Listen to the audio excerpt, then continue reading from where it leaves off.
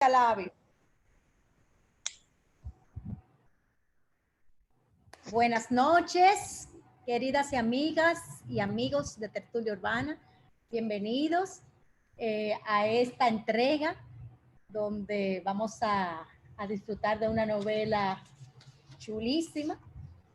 Esto se me oye bien, ¿verdad? Sí. Sí, sí. Pues quiero primero dar las gracias a todas las personas que están aquí reunidas y voy a introducir la novela me tomará algunos 5, quizás 7 minutos, porque quiero que la discusión realmente comience de una vez. Creo que hay mucha tela que cortar acá, ¿no? Pilar Quintana es nuestra autora, es una escritora caleña de 50 años, con una vida interesantísima. La conocí en el festival del Hey Festival hace unos años, entrevistada por el comunicador Jorge Eduardo Espinosa. Recientemente, Pilar acababa de recibir el premio Biblioteca de Narrativa Colombiana por esta novela, La Perra. Y mientras hacíamos la fila para entrar a los eventos, cuando se podía entrar a los eventos presencialmente y estar bien españucaditos ahí, oía a las personas hablando de esta autora y hablando de la impresión de la novela y no sé cuánto, y me llamó tanto la curiosidad que aunque no la tenía elegida dentro de los autores que iba a escuchar, me apresuré a comprar la taquilla y fui y la vi. Esta novela, como le decía, había ganado este premio, el Premio Narrativa Colombiana, que es un premio importante en Colombia y que realmente elige obras de mucha, mucha calidad. Pues Pilar resultó ser una mujer chiquitica, igual que yo, de casi mi misma edad, y me causó una impresión realmente muy ingenua, muy diáfana, muy fresca en esa entrevista que fui a escuchar. Curiosamente, esa fue también la misma impresión que cuando hojeé La Perra, la novela, pues también me pareció una novela muy fresca, ¿no? En esas primeras páginas, cosas que realmente quedan bastante atrás cuando uno empieza a profundizar en esa lectura y ve que de inocente tiene poco y de diáfana pues solamente una máscara, ¿no? Porque la novela penetra en unos oscuros interiores de su personaje, o sobre todo del personaje principal. Pues esta obra se encuentra quizás en el punto medio de lo que puede ser un cuento largo o una novela corta, a mi manera de verlo. ¿Por qué? Porque quiero luego quizás, si alguien quiere animarse y dar su opinión en este aspecto, es chulo hablar de los géneros, ¿no? Sobre todo en estos momentos donde las barreras de los géneros están difusas y hay esa licencia, ¿no? De poder transgredir los géneros. Pero también creo que puede haber algo de comercialización. Sabemos que el cuento todavía hoy es un género que está, digamos que puesto en un segundo plano, cuando un género que tiene tanta técnica, que hay que dominar tanta técnica y tanta fuerza, ¿no? Para lograr que un cuento sea de gran calidad. Pues la hemos oído a Pilar en sus entrevistas diciendo que ella empezó escribiendo este cuento, ¿no? Esa era su intención. Muy graciosa la anécdota, porque ella dice que el bebecito estaba colgado de la teta, recién nacido, como un monito, y ella escribía en su celular y fue escribiendo sin contar palabras, ¿no? ¿Qué es lo que hacen los escritores cuando escriben? Van contando las palabras y ella empezó a escribir. Y cuando pasó ese texto del teléfono a Word, pues resultó que era un texto de 100 páginas. Y dijo, ay, qué maravilla, he escrito una novela. Y de hecho, pues hay un universo que responde al género de la novela, pero el desarrollo es muy lineal, es como una flecha, va directo hay un propósito muy definido en la narración y termina bastante cerrada. O sea que se parece mucho al cuento, yo diría que está ahí en ese, y qué bueno, ¿no? Qué bueno que así sea, que se pueda caminar ahí entre entre ese espacio, entre cuento y novela. De hecho, para mí, como lectora, tengo que confesar que la novela, o sea, la novela corta, y el cuento son mi género preferido. O sea, para mí esa es la lectura que me da más gozo. No que yo no lea las novelas largas, las disfrute, pero el gozo estético y ese sabor que da leer, esa intensidad que da leer de una sola tirada una obra, realmente solo se consigue, ¿no? Con el cuento, o yo por lo menos solamente lo consigo con el cuento y la novela corta. Pues déjeme ver, Pilar nació en 1972 en el seno de un hogar muy conservador, en una ciudad como Cali, donde ser mujer es sinónimo de belleza. Y si tienes la desgracia de no ser tan bella, tienes un terrible desafío por delante. Desde muy joven dio indicios, esta chica, Pilar, de retar lo que estaba normado. Fue una niña despeinada, así se describe, y con un bate en las manos en lugar de una muñeca.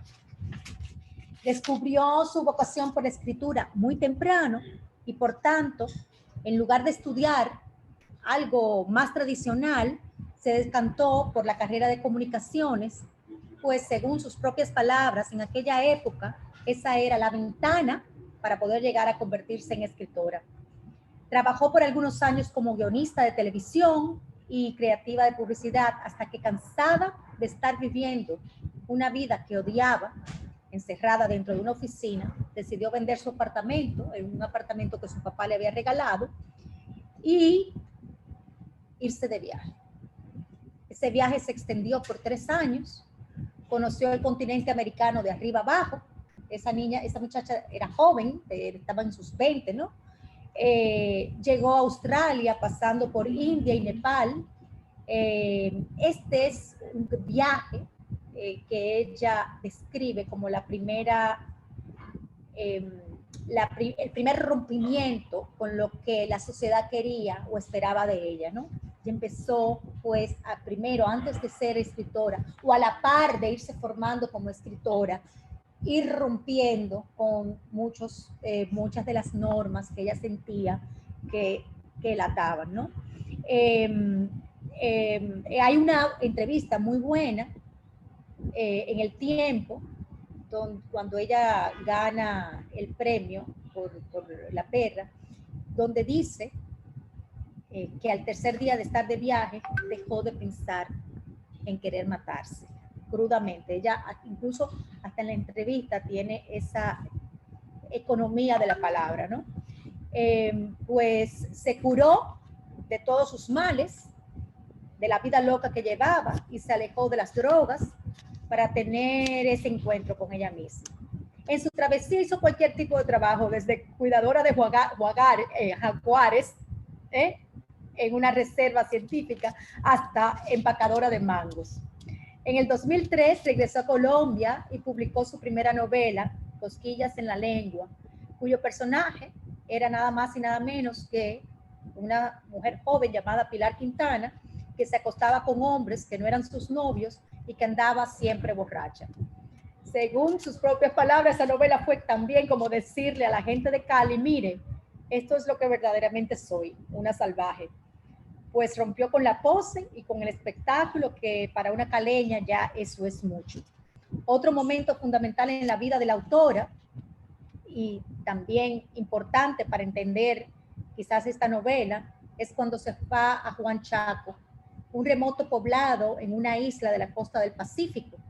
Allí vivió por casi 8 años. Durante este periodo produce su segunda novela, Coleccionistas de Polvos Raros, la cual ganó el premio La Mar de las Letras. En el año 2007 apareció en la lista de Bogotá 39, que auspicia el iFestival. Esta lista recoge a 39 autores latinoamericanos menores de 40 años, cuya calidad y autenticidad los coloca entre los escritores jóvenes más prometedores del continente.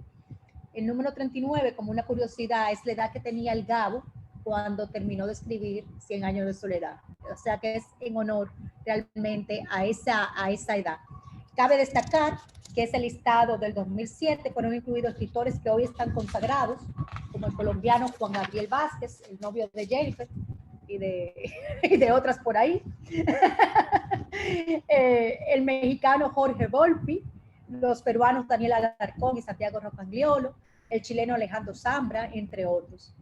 En el 2017, La Perra fue la novela ganadora, como ya dije, del premio Biblioteca Narrativa y también ganadora del English Pen Award, que es un premio a la traducción al inglés, y finalista del importantísimo premio norteamericano National Book Award en la categoría ficción traducida al inglés, lo cual realmente le da una proyección internacional a la autora.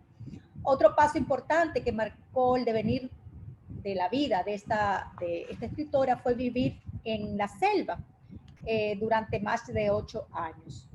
Cuenta que fue una época muy feliz, donde nadaba, caminaba descalza, leía y escribía, pero el costo fue alto, pues además de enfermar de malaria y otras enfermedades de la selva, vivió esos años con una pareja que abusaba física y psicológicamente de ella.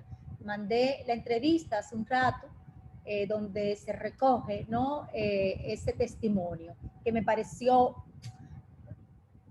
clarificador quizás para uno empatizar, ¿no? con el ambiente de violencia pasiva que se respira en la novela.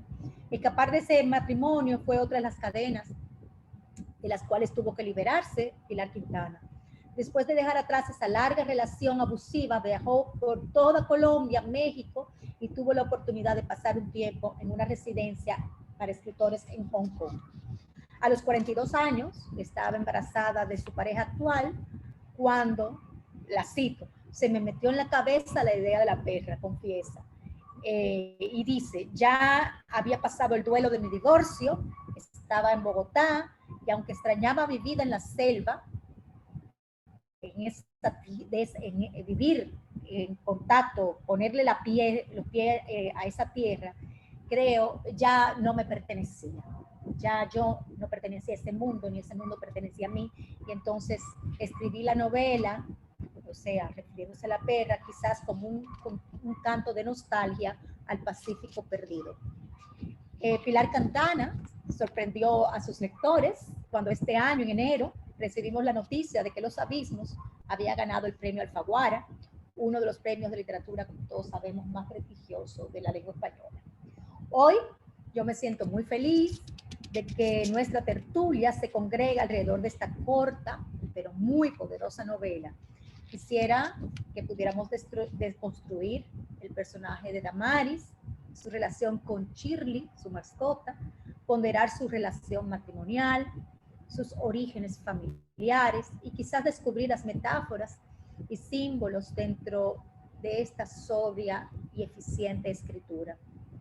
Sumergirnos en la selva, exuberante, húmeda y calurosa, y cómo este entorno moldea y condiciona de una manera muy dramática la vida de sus pobladores al ritmo de aguaceros, mareadas y al límite del abismo de los acantilados que ya estoy acabando, se elevan sobre el océano como rascacielos. Además, como algunas personas en el límite de la marginalidad, en ese abismo, sostienen esa lucha con la pobreza y de qué manera tan silenciosa la violencia de clase social permea en las sociedades desiguales como la colombiana y como la nuestra. Damaris ha cumplido los 40 años, es una edad donde la mujer se seca, ha vivido toda su vida anhelando ser madre y ante la maternidad fallida se refugia en Shirley. su perrita. Pilar explora el territorio de la intimidad femenina, agobiada de soledad y restringida en las más exigentes normativas patriarcales. Los 9 años que Pilar Quintana vivió en esa cabaña rústica con su esposo o su marido abusador, una casa hermosa, llena de ventanales, contemplando aquel acantilado, aquella belleza, ese paisaje selvático, la vimos impregnadas en estas páginas. Ese crudo realismo arrastra vivencias de su propia vida, de esa normalización de niña a mujer, de mujer a profesional, de profesional a esposa, de esposa a madre, a no querer ser madre y luego serlo, y digamos, todos estos conflictos en los cuales atraviesa la mujer que no necesariamente sigue los patrones establecidos, y sobre todo cuando la mujer es pobre. Pues antes de irnos al intercambio, quiero citar el fragmento del acta entregada en ocasión del premio a esta novela, porque me pareció realmente muy preciso. Es cortico y dice así: el jurado ha valorado la novela La Perra, ante todo, por la gran economía y calidad literaria de la prosa, su capacidad de mostrar una extraordinaria opresión en medio de una gran apertura e inmensidad geográfica. El libro se lee sin pausa y su historia confluye hacia la descripción sin estridencias retóricas de un pequeño drama que se relata de manera serena, firme y luminosa. La misma conclusión a que llega la novela, que era difícil de alcanzar sin sobresaltos, se resuelve con sencillez y maestría. El pulso firme de la narradora se manifiesta en su capacidad de mantener el tono sin una sola caída a lo largo de toda la narración. Pilar Quintana recrea el ambiente de un pequeño poblado en el Pacífico colombiano, en el que de manera natural van surgiendo los elementos que conducen a la tragedia íntima del personaje. Es una novela que parece escrita sin esfuerzo, de tan natural y tan real que resulta, y que deja un recuerdo hondo y preciso, cargado de belleza, de anhelos y de dolores humanos. Pues quisiera que Julio es nuestro host, ¿verdad? No.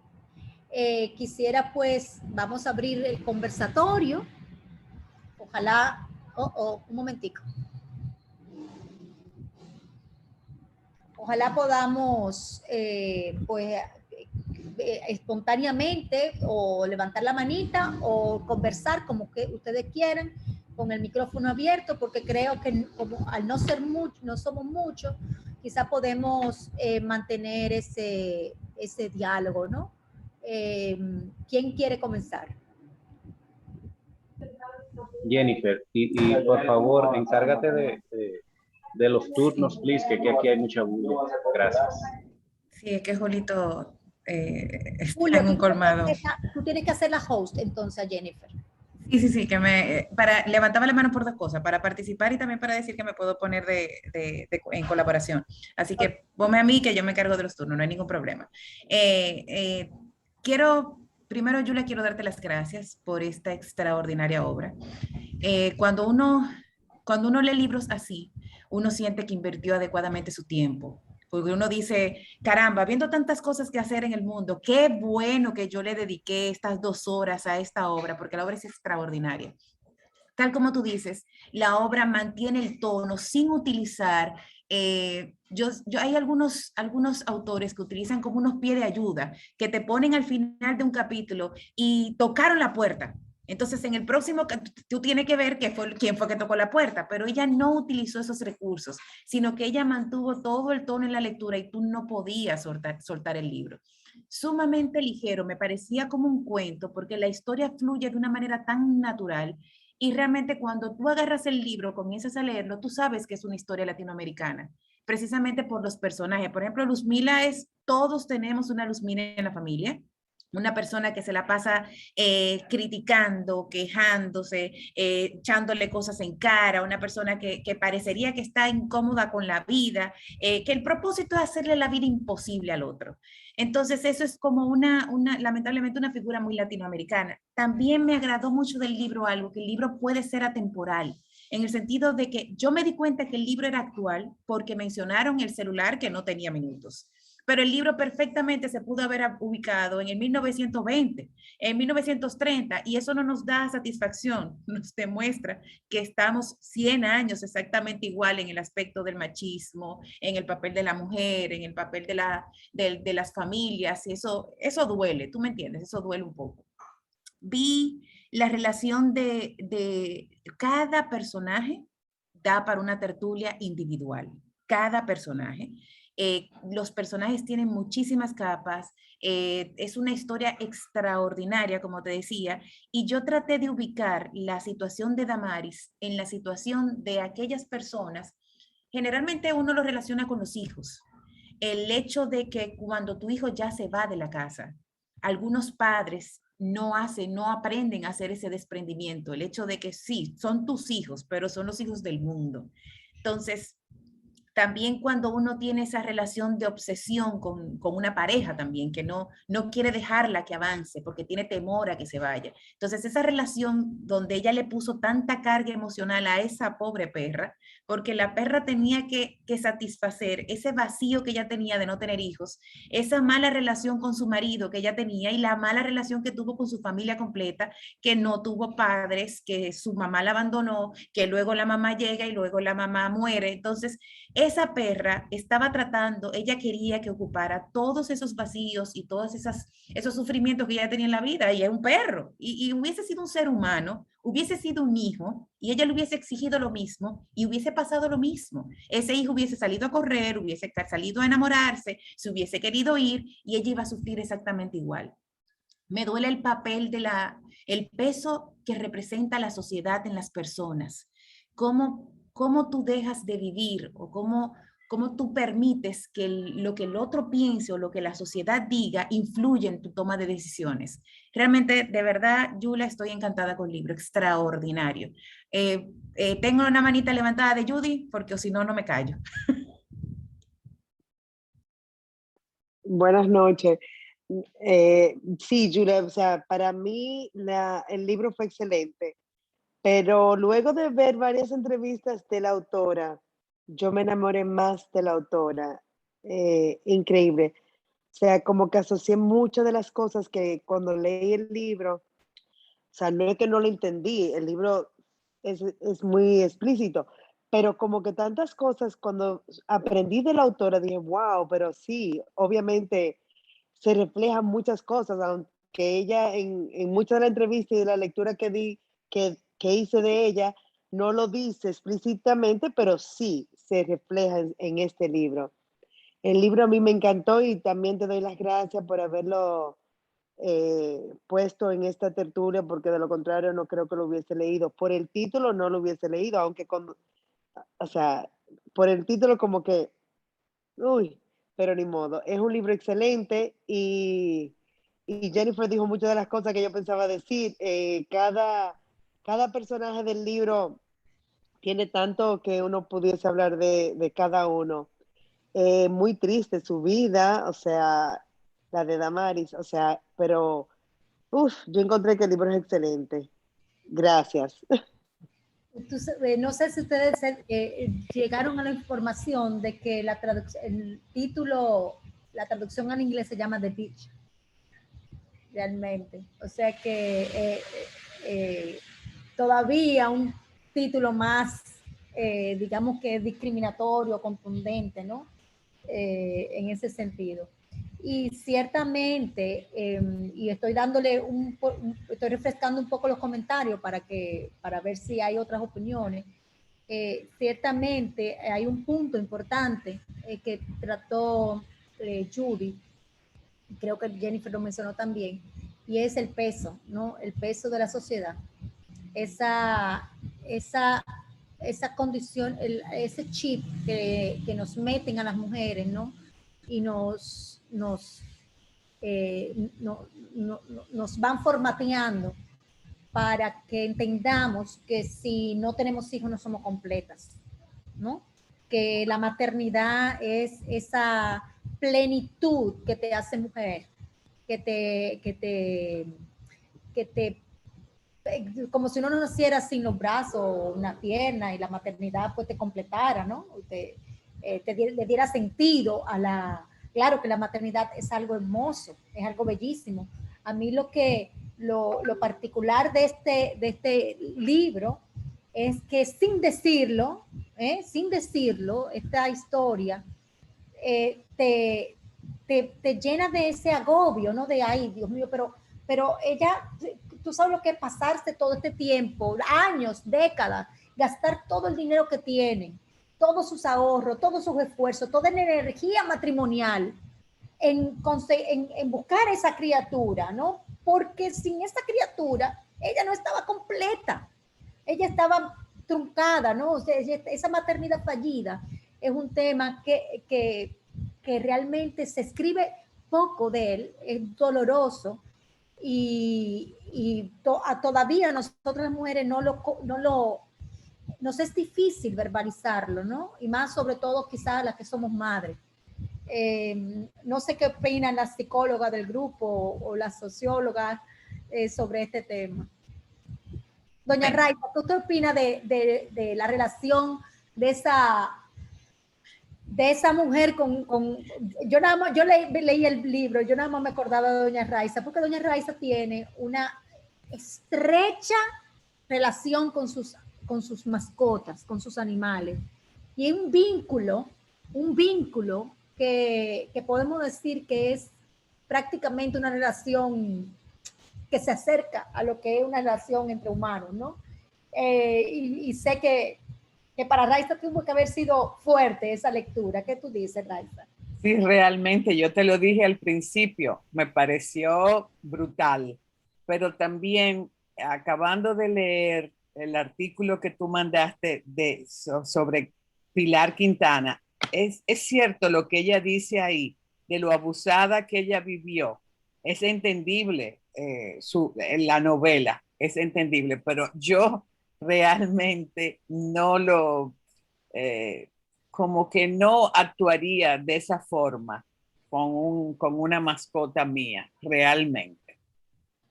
Es muy, muy triste y muy cruel. Pero la liberación de la mujer al dejar la perra, el liberarse de esa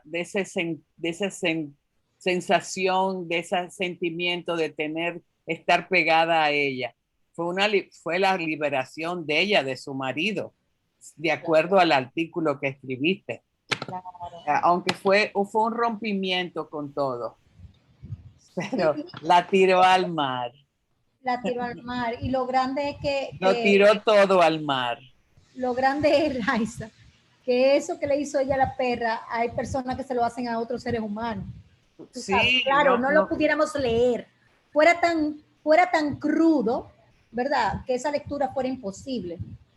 Ella ha usado la perra y esa relación de poder y de dependencia que ella tenía al animal para probablemente poder expresar lo que ella hubiera querido decir, quizás con... Eso no lo ha dicho en ninguna entrevista de la que he oído, pero tener... O sea, hay madres realmente que se liberan de sus hijos criminales, porque se van a la cárcel, o porque el hijo se suicida, y es realmente una liberación, ¿no? Y no es que lo haya dejado de amar, es que quizá fue una enfermedad, ¿no? Por lo que ella atravesó. O sea que son situaciones tan complejas que solamente haciendo una metáfora, quizá nosotros pudiéramos entrar en esa conversación, ¿no? Bien, tomando los turnos. Primero teníamos una manita levantada de doña Lisette que la bajó. Doña Lisette, ¿usted mantiene su manita? Sí, mi vida la mantengo. Lo que pasa Okay. es que quería hablar hace rato. Yo verdaderamente ese es el tipo de novela que también yo coincido con Yulisa en que me gusta mucho la concisión, la precisión de las cortas, de las novelas y de los cuentos cortos.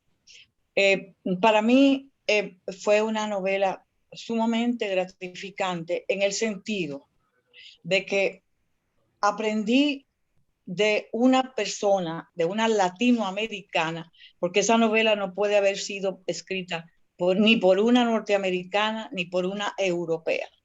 Esa es una novela escrita por una latinoamericana con todas las costumbres, no solamente machistas, que eso en realidad no me interesa tanto como el qué dirán de los demás, porque eso es lo que pesa en la sociedad de nosotros, de los latinoamericanos. Esa angurria que tiene el vecino por saber de la vida del otro, por dar por encima, por hablar mal del otro. Pero nada, el asunto es que esa novela personificó a esa perrita. Esa perrita era una persona en esa novela. Y el título, Yulisa lo mencionó, el título en sí es una carnada. Es una carnada para que tú entres al anzuelo de pensar que vas a ver una obra sobre una bitch, sobre una prostituta. Eso es lo que pensaron lo más probable los mismos norteamericanos, porque bitch en inglés, óyeme, es una palabra muy fuerte. Son of a bitch, decirle eso a una persona, un hijo de puta, como lo dicen los colombianos en los dos libros que acabo de leer, estoy leyendo ahora, uno el otro. Todo es hijo de puta, hijo de puta, hijo de puta. Eso no es lo mismo que bitch en inglés. O sea, verdaderamente ella supo lo que estaba haciendo. Es una muchacha que sabe lo que está haciendo. No es una novela que hubiese sido, Jenny, excúsame mamá, pero voy a disentir, no puede haber sido escrita jamás a principios del siglo XX, porque en esa época se escribía de una forma totalmente diferente, una forma más florida, una forma más ¿cómo te puedo decir? Con más adjetivos,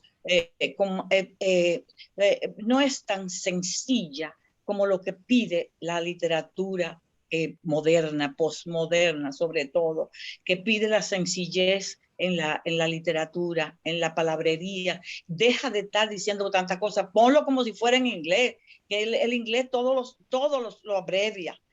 Entonces, en cuanto a la selva, yo veo por qué ella escribe sobre la selva, porque se la conoce de memoria. Eso es una persona que haya vivido, solamente una persona que haya vivido en una selva de la Amazonía, puede hablar de la forma que ella habló sobre la selva y sobre ese tipo de gente que vive en la selva. Además, óyeme, esos acantilados, esas piedras, esas rocas, la corriente del agua del Pacífico, que es fríísima también. En realidad es una novela latinoamericana del tiempo muy moderno. Y vuelvo y les digo, ella sintió en la perra lo que era una hija, la puso inclusive cerca de su seno, la trató como si fuera una hija al principio. Yo le mandé una foto de una perra, como la tienen mis nietas, la tienen dentro de una camita, y ella busca su juguete, la tienen como una hija. Ella tenía esa perra como una hija, y el marido no se podía meter con la perra, pero ya al final, aparte de que le aguantó al marido, lo que ella le aguantó a sus padres y a su marido cuando vivía. O sea, para ella el maltrato Por eso fue que ella lo hizo ver en la novela también, que el maltrato no era nada del otro mundo. Ella simplemente se cambió de habitación, se fue a otra habitación, pero se mantuvo su relación con el hombre, aunque fuera para verlo. Y después se arregló con él, inclusive, y tuvieron sus relaciones amorosas, hasta que también él fue que le cogió la pegó a la perra, después que ella la botó. Señores, eso fue una obsesión, una patología lo que esa mujer sentía por ese animal. Era amor y odio, no sé, porque yo no creo que uno pueda jamás odiar a un hijo, pero ella llegó a sentir odio cuando ella no soportaba más la presencia de esa perra, pero es que la perra se largaba de ahí porque era una perra, era una bitch, no era un perro macho que se quedaba en su casita, no, era una perra y tenía que ir a buscar perro y por eso se largó de la casa y se fue a la selva y se perdió en la selva y se perdía cada vez que se podía ir porque estaba en celo, por Dios. Eso es todo. Pero en realidad la novela tiene mucho sentimiento de culpabilidad. Cuando esa mujer hizo lo que hizo, se sintió como si hubiera sido con una persona, por Dios. Era una persona los sentimientos que uno tiene hacia una persona en todo el sentido de la palabra. Personificación y cosificación, lo que se hace en la literatura y el título que es subyugante, o sea, verdaderamente tocante e impresionante. Me gustó mucho, Yulisa, la novela, me fascinó la novela. La leí así como ustedes, en un santiamén. Yo espero que la mía la hayan leído así también. Pero nada, un beso grande y gracias por haberme sugerido esa novela. Gracias. Gracias, doña Lisette. Tenemos la manita levantada de Yolanda y de Luisa, pero me voy a permitir hacer un comentario pequeño, y es que cuando yo me refería de que la historia podría ser de 1990, es la historia, no la forma en que se escribió. Ok. O sea, me refería a la historia. Yolanda. Perfecto. Hola, Yolanda. Sí, era que aquí yo no estoy en mute ya, ¿verdad que no? Ya no, ya te escuchamos. Okay. No, para bajar la televisión. A mí me encantó la novela y sobre todo lo fácil que se lee. Y yo me voy a referir a algo que dijo Raiza más o menos hace un ratito con relación al mar y los animales. Y es una parte que a mí me impresionó. Cómo ella en su niñez, yo no soy psicóloga, simplemente me dio la sensación, quizás las personas que son psicólogas del grupo tengan una explicación científica, esa culpa que ella tenía con el niño, ese niño hijo único de esa familia que venía y que era su amiguito y cómo se lo lleva el mar, que en algún momento eso es como lo que al final de la novela para mí también ella refleja. Es decir, lo tiró, se cayó, fue un accidente porque ella se culpa de no haberlo salvado. ¿Por qué sería? Es decir, a veces cuando uno es niño, uno juega de una manera imprudente y pasan accidentes que son accidentes, pero ella no tuvo nadie nunca que le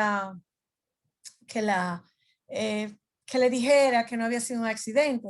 Y eso me lleva a cómo esa familia desgarrada no volvió, y esa parte de que puede ser, yo no sé si en América Latina, pero en el Caribe se da, cuando viene la familia y viene la tía paralítica y llenan la piscina y está todo el mundo bañando en la casa que ellos cuidan. Es decir, como no había nadie, realmente ellos usan la casa, y el dolor que ella le da cuando la perra, que también yo creo es que hay una relación con esa culpa, no, la perra rompe la cortina que era del niño que había fallecido en el accidente.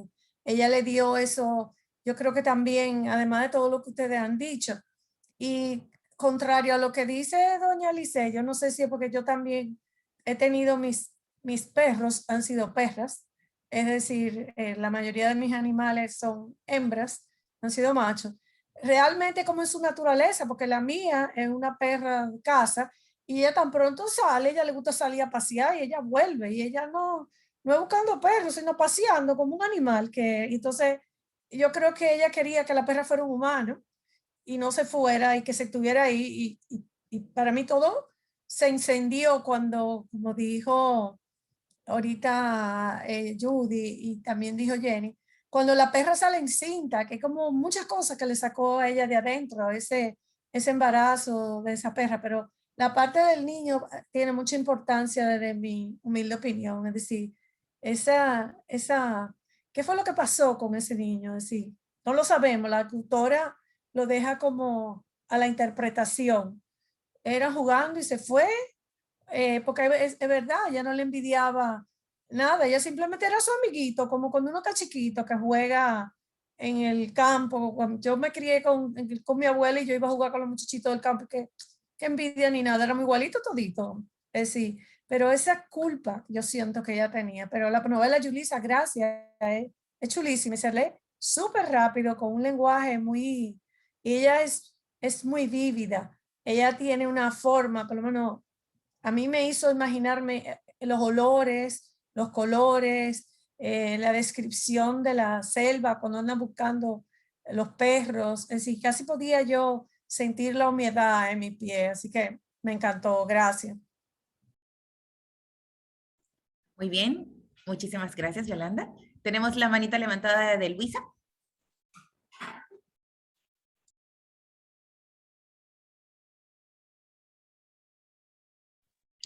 Bien, a mí también me encantó la novela y la novela, como bien han dicho todas ustedes, tiene muchos matices. Para mí lo esencial de Damaris es una muchacha que creció en un ambiente donde no se enseñó amor y ella no sabía dar amor y tampoco sabía recibir amor. Lo que pasó con el muchachito, el niño se cayó por el acantilado. Acuérdate que ella dice que él quería recibir el rocío del mar y se resbaló, como cualquiera se resbala. Damaris tenían 8 años, se queda en estado de shock y viene a reaccionar muchos años después.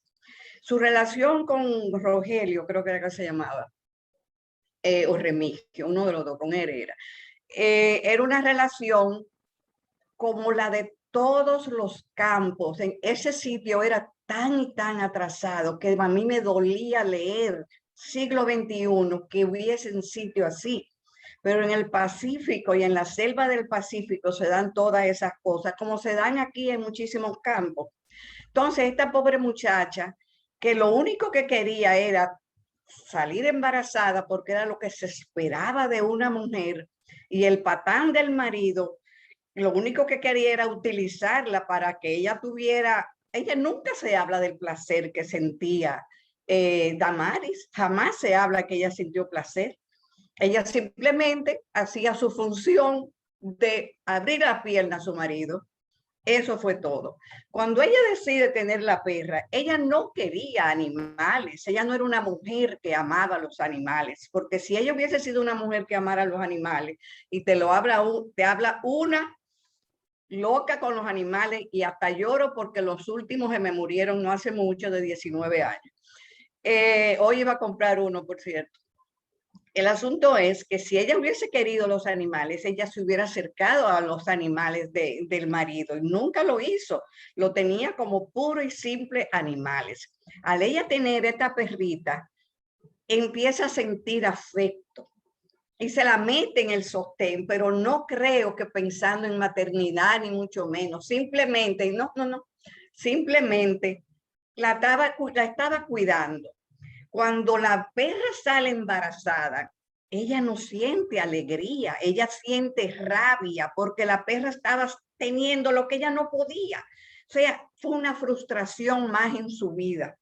Y la perra se va y ella viene y acepta a los perritos y todo, pero la perra vuelve porque es un animal, que es algo que lo que amamos los animales se nos olvida, que creemos que ellos son gente, pero son animales. Entonces ella fue Ella ejerció su derecho de ser perra, no con la forma que Lisset dice de perra. Yo a mí no me gusta esa expresión, porque en inglés bitch sigue siendo perra. Los veterinarios dicen bitch. Después tú quieres decir puta, pero es bitch. ¿Ok? Entonces, pobrecita, vuelve de nuevo embarazada y a ella le da un coraje tan grande, que la mata. Ella perdió la noción. Y fíjate que después ya no siente ni siquiera pena y ella baila en tierra y todo eso. Después lo que le viene es un cargo de conciencia de lo que hizo, porque se recordó de aquella mujer que había matado. ¿A quién fue que mató? No me acuerdo. Y los ojos, ella decía, en la mirada van a reconocer que yo he matado a alguien, y se pierden en la selva. A mí me encantó la novela, me encantó la parte descriptiva de esta autora, cómo te hace sentir la selva. Yo que soy tan pendeja con los animales y los bichitos, yo nada más de pensar que viniera algo y me tocara, mira, yo estaba histérica, pero me gustó, me encantó, y seguiré leyendo a Pilar Quintana. Otro logro más de tertulia. Gracias. Jennifer, ¿me permite un segundo? ¿Hay alguien más? No, no tenemos nadie ahora mismo. Quería también apuntar a algo que logra Pilar en esta, todas las observaciones, por cierto, muy buenas, pero hay algo que ella logra en su narrativa, en esta novela, y es convencernos de que una mujer tan sencilla, tan simple, tan hasta cierto punto bondadosa, cordial, que no le hace daño a nadie, es capaz de albergar y cometer, albergar sentimientos y cometer acciones tan deplorables, ¿no? En esos mundos interiores que se dan dentro de ella. Y hay una maestría, por eso es que en términos de obra me cautivó esta novela, y es que con esta eficiencia, en 108 páginas, ella puede lograr convencernos de que una mujer así puede llegar a albergar, ¿no?, esta crueldad en su corazón. Cuando hay una historia, ¿no?, que lo puede justificar. Hay referencias importantes. Para darle paso a Ramonina, voy a referenciar esto, quizá le doy pautas para sus observaciones, pero esos latigazos del tío, ¿no? Esa violencia al cuerpo, esa violencia en todos los sentidos, porque es que esta novela es una novela asombrosamente violenta. Una violencia, hay implícita y muda y en silencio una atroz violencia, y oculta, ¿no?, en esa imagen de la cotidianidad. Hay monstruos, se crean monstruos, ¿no?, que son totalmente cotidianos, y que muchas veces ese monstruo podemos ser nosotros. Entonces, realmente en ese sentido es que a mí la novela me pareció formidable. Jennifer, por favor, y gracias por el turno. Ay, siempre a la orden. Tenemos la manita de Ramonina. Gracias. Bien, me ha encantado todo lo que ustedes han dicho sobre la novela, las diversas interpretaciones. Yo voy a decir algunas cositas, quizás tanto diferentes, o quizás un tanto, en muchos casos, muy parecida a ya, pero no quiero repetir. Fíjense, esta novela está muy ligada en Colombia, pienso yo, a un contexto cultural e intelectual que ha habido en los últimos decenios, de una Colombia que tenía una narrativa sobre la nación de un nosotros, pero es decir, excluyente de los negros, de comunidades negras. Entonces, ha habido un redescubrimiento, una búsqueda, una investigación desde el punto de vista antropológico e histórico de los negros de la costa, de comunidades que no se parecen en nada a esa narrativa de lo que somos los colombianos. Es decir, es el otro ignorado, es el otro pobre, es el otro despreciado, es el otro que está fuera de las grandes narrativas gloriosas de Colombia. Entonces, esta novela se inserta, digamos, en esa visión de búsqueda y de trabajo del otro interno, del otro interior, no el otro exterior como un extranjero. Entonces, es sumamente interesante desde ese punto de vista y forma parte de esa, digamos, esa oleada de búsqueda de las entidades que han sido despreciadas, que han sido ninguneadas en Colombia. Exactamente lo que está diciendo Raiza. Entonces, de una vez que uno empieza a leerlo, a leer la novela, uno se va dando cuenta que es el tema de Yerma revisitado. Es decir, de Yerma, el trabajo, la obra de García Lorca, donde se da un problema de la maternidad, ¿verdad? No resuelta, la maternidad imposible, y luego termina esa vergüenza, ese dolor, esa amargura de la mujer, es decir, con la muerte también. Por eso que hay un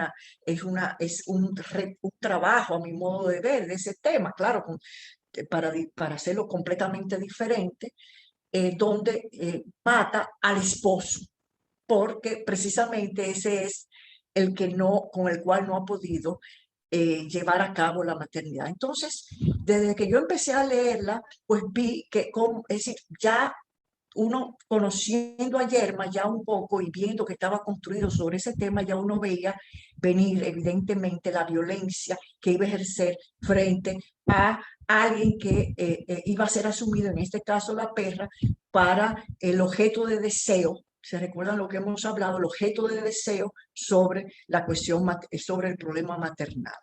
Eso, en primer lugar, es muy importante. Ojalá que podamos releer a Yerma, porque sería enriquecernos las dos lecturas de manera tal que eso es por una parte. La otra parte es el estilo. Es a mi modo de ver, y creo que ella en una entrevista lo dijo, pero esa cuestión que ustedes hablan de lo conciso, de lo directo, vamos al grano, y en algunos casos de los cortos, como El lobo y el mar de Hemingway, pues está muy ligada a, digamos, la narrativa de Hemingway, a mi modo de ver. Es decir, eso se observa en términos de la concisión del relato, de la concisión de las frases, etcétera, etcétera, etcétera. Son influencias que se reciben. Por otra parte, está la cuestión tan trabajada por todos ustedes de cómo ese rol de madre a nivel individual y a nivel de la sociedad, es decir, no vale para sí, pero no vale la mujer frente a la sociedad porque no puede acometer ese fin, ese destino para la cual fue creada la mujer. Entonces se establece, y eso está muy bien trabajado, yo eso lo admiro, la cuestión de la vergüenza, la cuestión de la culpa, autoculpa que se inflige la Damaris con respecto a esto. De manera tal que esto es un elemento que se puede trabajar, esa línea se puede trabajar mucho, mucho, mucho, mucho.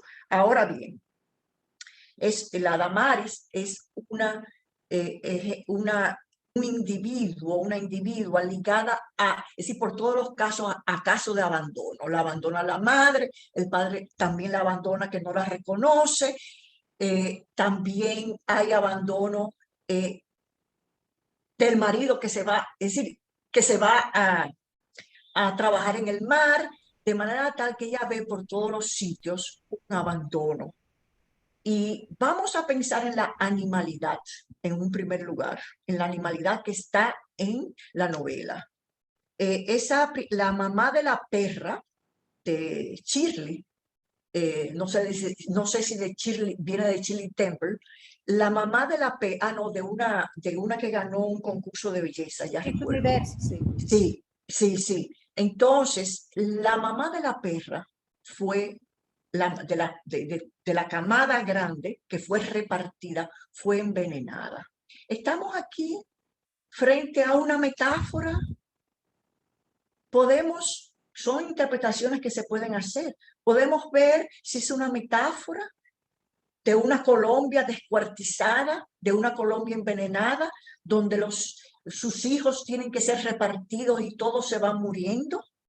Es decir, son preguntas que todavía le añaden, eso es lo interesante de la literatura, le añaden modalidades de estudio, de metáforas, etcétera, etcétera. ¿Es Shirley una perra realmente? ¿O es una hija que adoptada? Aunque ella dice que no adoptaría nada. Es decir, son preguntas que podrían decirse. Yo creo que Yulisa dijo algo donde dice que le hubiese sido muy difícil a una escritora poner que era su propia hija. Entonces, el otro elemento, todo eso introduce elementos sumamente, todo lo que estoy diciendo introduce sumamente una cierta lectura diferente. Con esa vergüenza, esa culpa, ese resentimiento hacia ella misma que tenía, Nicolásito fue empujado por ella, por celos, como le decía a su prima, pero por celos del cariño que le tenía la madre que ella no tuvo. Eso también, y el castigo que le dio el tío, eso también es un elemento que queda plasmado, que queda como posibilidad de interpretación en la novela. Y sobre todo que eso se dice, se presenta casi al final, cuando ella al mismo tiempo, ya decide, cuando hay un caso de abandono, que ella, la perra la abandona y solamente...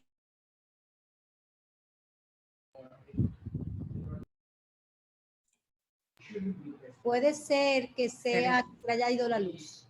Sí, a doña Ramón. Un tema. Muy interesante en lo que ella regresa, el tema de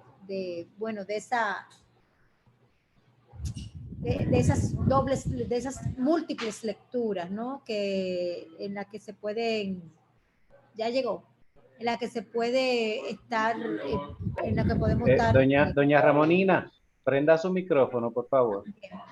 Bien. Bienvenida. Bueno, no sé por dónde se cortó, en qué momento. A ver, se cortó en el momento, bueno, cójalo, retómalo donde usted quiera. Cuando usted decía de que pudiera ser un símil con Colombia y de que reparten los hijos, un poquito después de ahí fue que usted se tristó. Bueno, pues ya yo voy a terminar. El otro aspecto, ya yo voy un poco a terminar, es decir, ahí está el abandono quizás que ella lo sufre enormemente con la culpa de no haber podido hacer el rol que la sociedad le establece a la madre, a la mujer como madre, y el abandono que es una constante.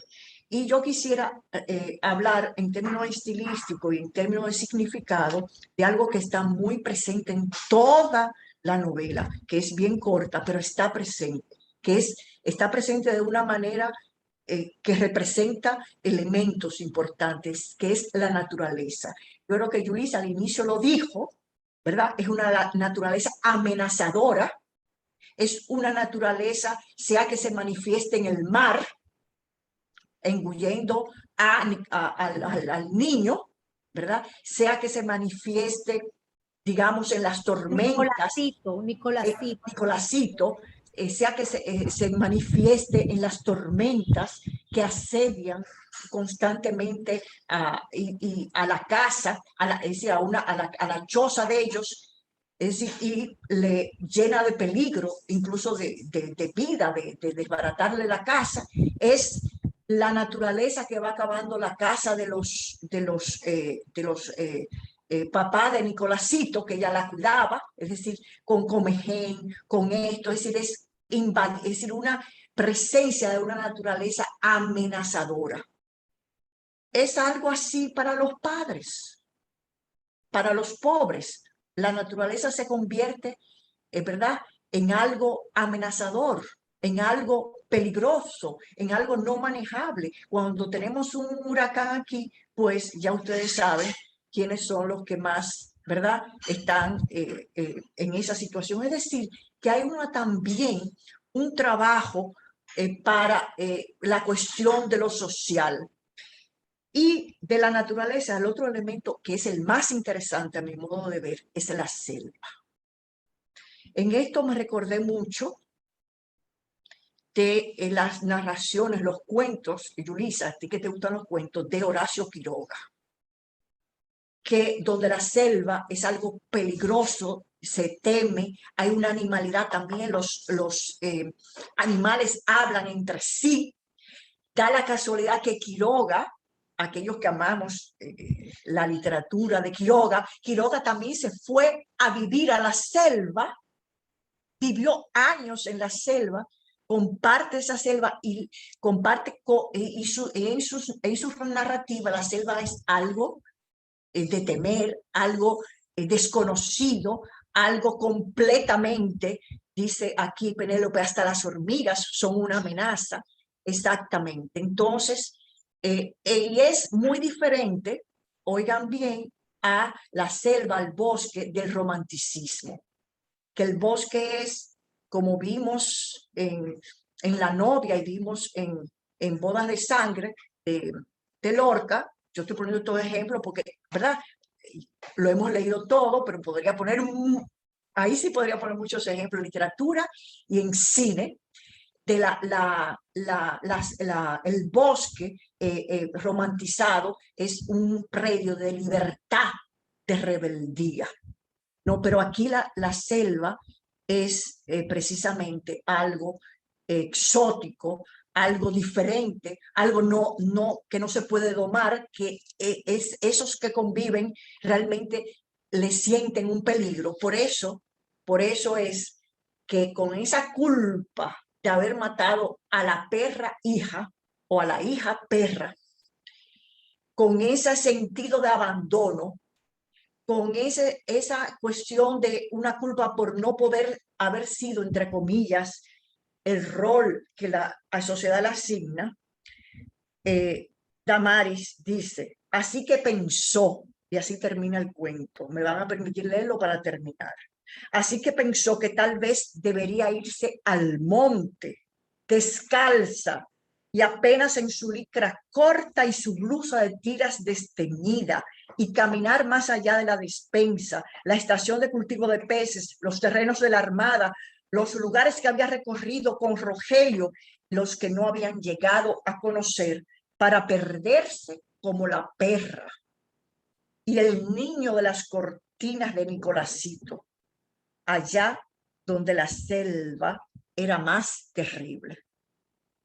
Ese párrafo tiene una serie de interpretaciones que yo no voy a hacerlas ahora porque sería muy largo, pero yo creo que algunas claves he trabajado con lo que he dicho hasta ahora. Gracias.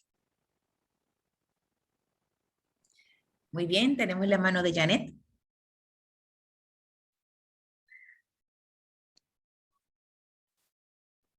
Ok. Voy a hacer un comentario, tratar de ser lo más concisa posible. Voy a obviar totalmente el argumento de la novela. Ya todos la leímos, ya todos sabemos de qué se trata. Janet, escúchame, sube un poquito la cámara para verte bien la cara. Okay. Eso es, ahí va, gracias. Desde el punto de vista, el comentario que quiero hacer es de la escritora específicamente. Y la reconozco como una gran conocedora de la naturaleza humana, sea por experiencia propia o porque tiene esa cualidad. Cuando leía la novela, pensé en autores como Stefan Zweig, Sandor Maray, que escriben de una manera que entran en esas oquedades del ser humano, donde ninguno de nosotros sabe de lo que somos capaces. La novela, lo que yo la veo como una advertencia. O sea, ¿qué vamos a aprender de la novela? Esta novela es una advertencia para usted mismo, para que usted esté atento y sepa y entienda en cuáles momentos de la vida usted podría fallar.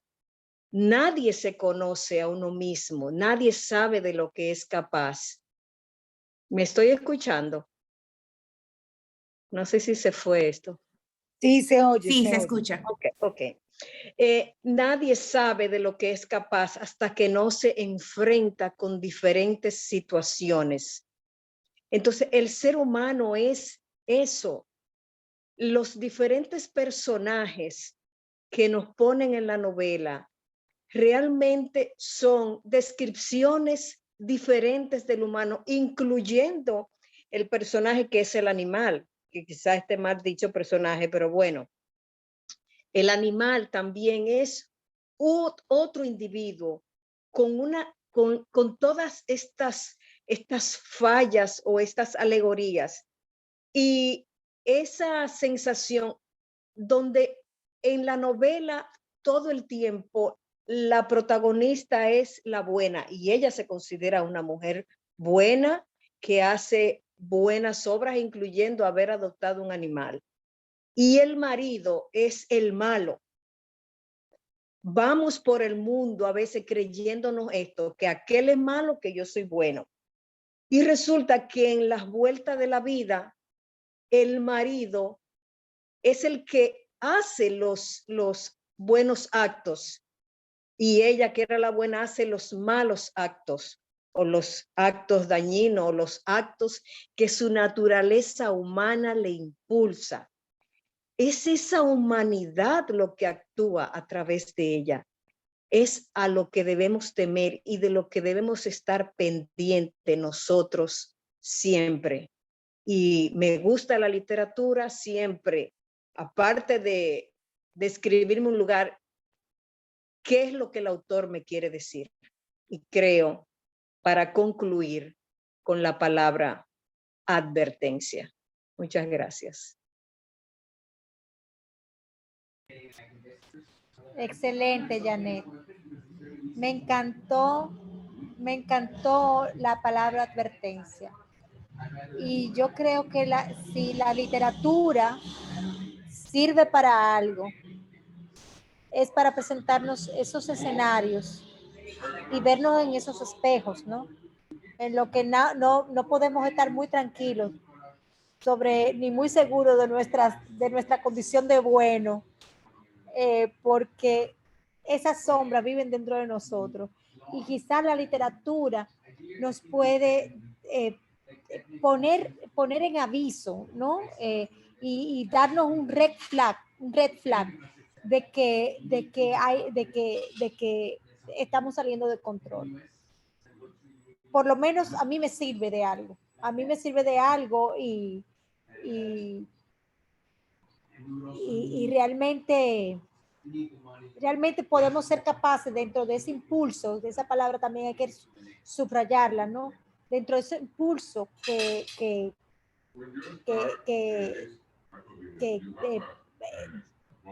llena, ¿verdad? De energía, esa naturaleza que mueve, es la palabra, que mueve esa naturaleza. Muchas veces puede salir de nuestro control. Y eso es parte de la humanidad y eso es parte de lo que debemos vivir, y quizás ser más humano y menos animal es estar consciente de que somos presa o somos víctimas de nuestra propia animalidad. Yo quisiera convocar, porque no me quiero ir a Julio, a Billy, a Angelina, que no han hablado, a Sarita, que por lo menos digan alguito, chicos. Está bien, yo voy a decir algo. Es importante recordar, a mí se me parece mucho a la gente de los campos, incluso Miche, Sabana de la Mar, que es así como esa forma. Y también de las familias de los haitianos, que se van la mamá y hay todo eso. Es difícil uno pensar que puedan ser tan amorosos con animales cuando la vida le ha tratado tan mal.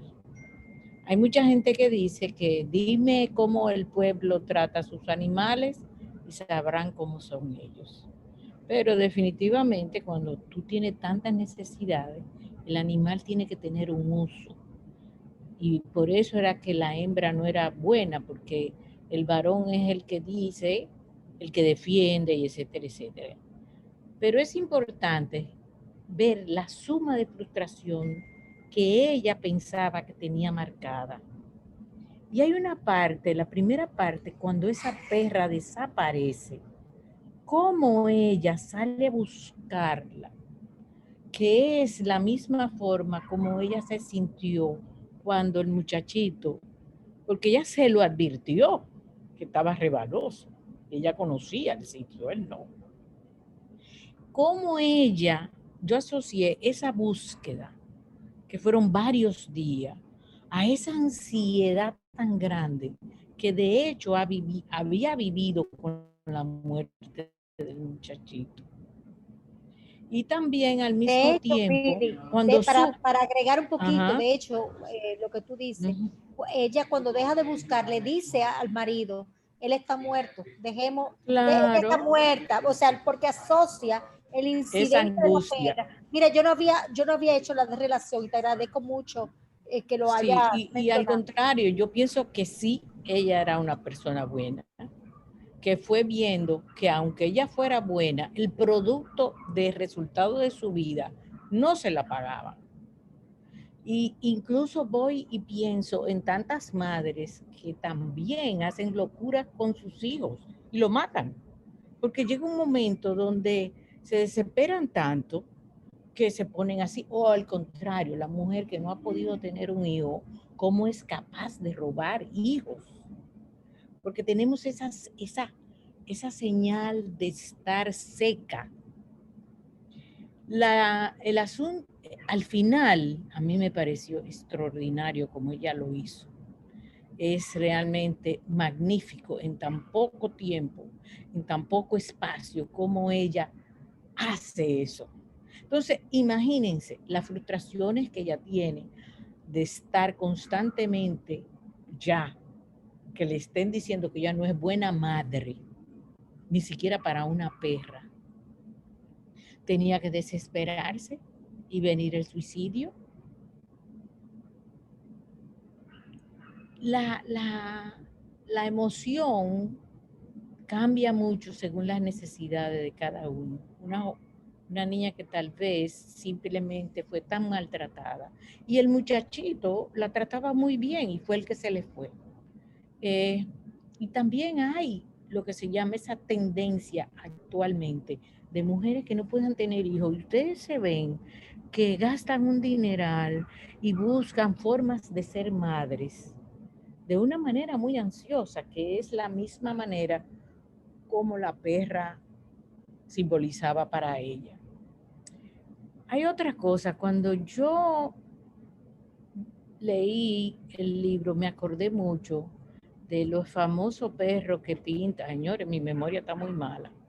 ¿Cómo que se llama el tipo que va a Montecristi, que es chulísimo, que pone los perros en una barca y dice, es que estos somos unos perros? Cordero. Entonces, esos perros de Cordero me recordaron a la perra. Porque no hay una mirada más extraña que un perro realengo. O sea, esa mirada que tiene, que es lo que me gusta de Cordero, de que realmente son ojos nada más. ¿Ve? Y así mismo percibí yo a la perra al final, que lo que era una perra. Y es como dijeron que nosotros no sabemos lo que somos capaces hasta que estamos en una situación de tantas frustraciones. Esa búsqueda de esa mujer la primera vez es algo ansioso. Yo no sé, yo cuidaba un perro de mi hija y cuando a mí se me perdía, yo me ponía muy ansiosa. Entonces, imagínense si ella representaba y decía, pero caramba, si yo le di todo el cariño que yo sé hacerlo, tampoco una perra es capaz de responderme a mí. Por eso no soy capaz de concebir nada, porque todo he tratado y no recibo nada. La muerte era una liberación, porque ella piensa que no se merecía vivir. Tal vez esa era mi opinión. Me encantó, realmente. Y los perros de Cordero, que lo veía a sí mismo, como ella me imaginaba esos perros a sí mismo. ¿Ve? Y la historia de las hormigas y de la naturaleza, y realmente todos podemos ser ellas sin querer queriendo. Y nada, me alegro mucho haberlo leído. Incluso después que mandaste ese artículo, la admiro más porque fue capaz como de hacer muchas cosas y voy a seguirla leyendo porque a mí me encantó. Así que se lo agradezco. Todavía yo sigo aquí en Nueva York, donde los perros se tratan mejor que la gente, pero yo estoy cerca de un sitio que hay un sitio para que los perros vayan, hay un parque para los perros. A mí me encanta eso. Bueno. O sea que es interesante, pero me encantó el libro y ella mucho más. Así que bueno, pero y las explicaciones de todos ustedes que cada día me nutren más. Así que muy buenas noches y muchas gracias. Muchas gracias, Billy. No sé si Yula quiera comentar un poco con relación a lo último que se ha conversado. La verdad es que los comentarios han sido muy, muy, muy buenos. Quizá tenemos la suerte porque Alfaguara, después que otorga el premio, le da un año, o sea, ese año el autor debe hacer un recorrido por las Américas. Ojalá la pandemia nos dé, ¿verdad?, el lujo de tener a Pilar Quintana por República Dominicana, como hemos tenido a otros premios Alfaguara anteriormente, ¿no? Y poder leer Abismos, que aunque no lo he leído todavía, pienso leerla. Es la otra cara de la maternidad. Es la maternidad que sí, o sea, una maternidad no deseada. Esa hija llega, no, bueno, ya todos oímos la entrevista en el Live Festival de Querétaro, y creo que es una novela que también merece ser leída. Pilar Quintana es esa voz femenina, fuera de esos cánones estrictos, ¿no?, a los que estamos acostumbrados. Creo que pone argumento y voz y nombre y nombra tabúes que de los cuales no estamos acostumbrados a leer. Si hay una literatura feminista o femenina, no, feminista realmente, es aquella que realmente se sale, ¿no?, de eso a lo que estamos acostumbrados, transgrede los temas, los voltea, voltea la manga, ¿no?, y nos pone entonces a pensar desde otra perspectiva, en este caso la maternidad fallida, el deseo, la culpa, la marginalidad, los afectos, las diferencias de clase, muchos temas para 108 páginas, yo creo, ¿no? Le doy las gracias por haber aceptado esta lectura. Los invito a seguir leyendo a Pilar. El próximo libro es otro colombiano, Gamboa, ¿no? Todos estamos preparándonos para esta lectura. Yo quisiera, antes de tener el pequeño survey, despedir la tertulia con mucho afecto, y que nos quedemos, ¿no? Para determinar entonces la fecha de nuestra próxima reunión. Así que un abrazo a los amigos de YouTube y vamos a quedarnos entonces a hablar de nuevas fechas aquí nosotros.